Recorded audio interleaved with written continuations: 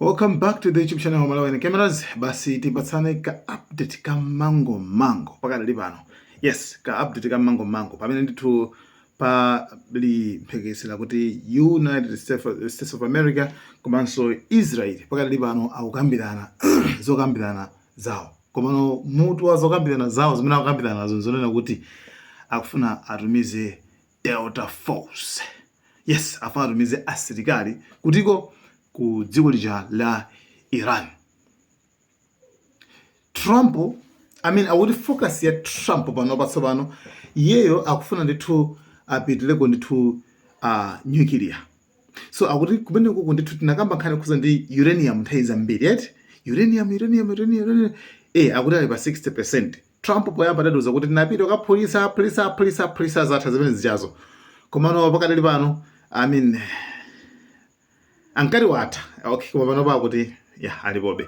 So Trump akunena kuti afuna atumize anthu asilikali yake maso ndi Israel apita alowa ndithu mu dziko la Iran, especially masite amene ndithu kuli malo umene kumapanga, right? Ndi kumapanga.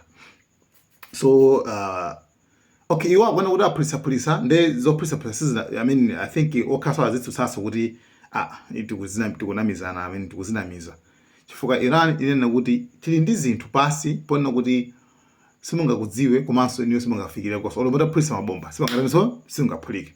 So ma Americans pamene akwana kuti ife tapulisa ku Iran kwathamo kuti makuti abwera ndi azitsutsa okha kuti I think watsala. So afuna abwera ndi point yonena kuti afuna alowe mu dziko la Iran, akalowa mu dziko la Iran kenako ndithu akuti akapangamo zinthu ziwiri. One, it's either akampanga neutralize, like akangomuononga, like kumuna kumupulisa, something like that, kumuononga basi kumupulisa kakumpanga ziyani. Uranium ndi maminerals amene timapangira bomba la nuclear. Koma not only bomba la nuclear, timapangira zambiri, magetsi, zakumundazi, zakuchipatalazi, amagwira ntchito yambiri uranium. So akuti afuna apite choyambirira akamupanga akangomuononga kapena apo iyayi akuti iwowa akamutengako kumene koko uranium yo.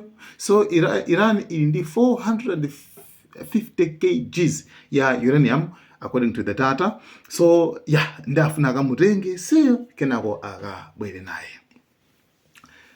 Komano atafusidwa Abbas Araghchi amene ali foreign minister wa dziko la Iran kuti mukuopa kuti asilikali abwera kumene koko. So Abbas Araghchi anayankha kuno kuti no, ife sitikuopa and tiwakonzekera abwere pa ground. You afraid of a U.S. invasion in your country? No, we are waiting for them. You are waiting for the U.S. military to invade the ground troops? Yes, because we are confident that we can confront them, and that would be a big disaster for them. Yes, apa mpamene zaonekera kuti America yaletsedwa ndi Iraq, bo dziko la Iraq. Remember kono kuti America inapanga contact ma Kurds, gulu lijali timakamba lija ma Kurds aja. Koma anthuwa amakhala mu Iraq. Koma anthuwa sikuti ndi boma, anthuwa ndi kagulu chabe, alibe malo awo. So chimene apanga nchonena kuti iwowa akupanga contact wawa kusiya boma. So boma lana kuti malo athuwa sikumenyera nkhondo, sikupangira launch ma attack kupita ku Iran. Malo kudziko athu uno ayi sitikufuna. So anwake dziko Iran akana 1. 2, amene akufuna watume also azikayikiraso and akuoneka zoti ali ndi mantha and sakufuna kupanga nkhondo imene iyi chifukwa 1 sakuonamo phindu lawo mu nkhondo ngati imene iyi. So America I think inakuganiza kuti no yawawa tichedwetsawa. So panopa plan imene akupanga ndi imene iyi. Apaso ndi nkhani ina mimvetse bwino. Nkhani imene iyi Rabbi Yosef Mizrachi, I think or something like Mizrachi. Wankulu ali ngati pastor ndithu rabbi ku Israel. Akuti malo amene akulanda kako Lebanon kuti pacha kumalenga akuti afuna awayeretse kuchokera kwa wina aliyense amene amapembedza mafano. Ingakhale kunena kuti chalichi kuna kuti chalichi chimene even America tena kuti chalichi chimene yo musachose tikupasana mabiliyoni machalichi musagwire akuti iwowo machalichi wazachotsabe azaphwasulabe. So the question is, why are we all place in the world that we will occupy in a war, milchemet mitzvah, we go to a war, we occupy. Let's say we occupy Lebanon, and over there there's idol worshipping places. We have the same obligation to destroy it. Why? Because now we live there. We occupy the place. We occupy the place. The Torah say, "Uviar ta'ara mikirbecha." Don't leave anything, any idols among you. So every place that you live in, and now you the original owner of the place now, you the new owner I should say, from now on you have the same obligation to purify the place from all the idols. Well, we're here now, right now, to learn what the law is. Even if the United States government would say, okay, hey, you're becoming too fanatic, the government, too religious, we'll give you $1 billion extra every year to the aid, don't touch the churches. We're not allowed to listen to them. God comes before Obama and his friends.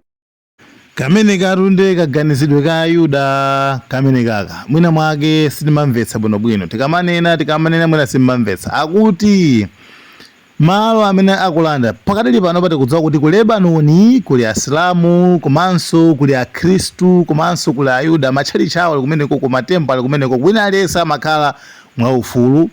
Si dziko lichoti mwina mwake ndi aliyense amakakamizidwa kupanga za sharia law hayi, ndi dziko loti aliyense ndithu ali ndi ufulu. Koma panopa Israeli dziko licha kupanga invade akulilanda, koma iwowa anena apapo kuti kungoti alanda ndikuti akuyenera kupanga purify, akuyenera kuyeretsa malo onsewo, ndipo matchalichi adzayenera kugumulidwa foti amayika mmafano.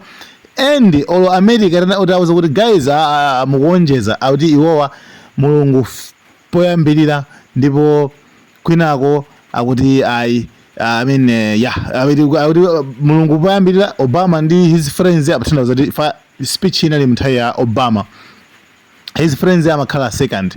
So the same thing kwirani kuli matchalichi kuli matempo kuli Ayuda kuna umathamangira ndithu 30,000 and Ayuda onsewo amapembedza ndithu mwaufulu palibe samuna amagwiragwira.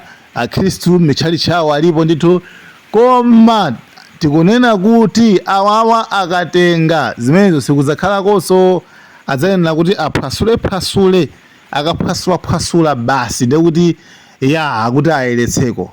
Nde kwa Akhristu azathu amene tikusapota ma-Israeli ngani ndi imeneyi kuti anyway answer mwebeza noka chifukwa zili ndi umboni. Guys, thank you so much. Malawian cameras.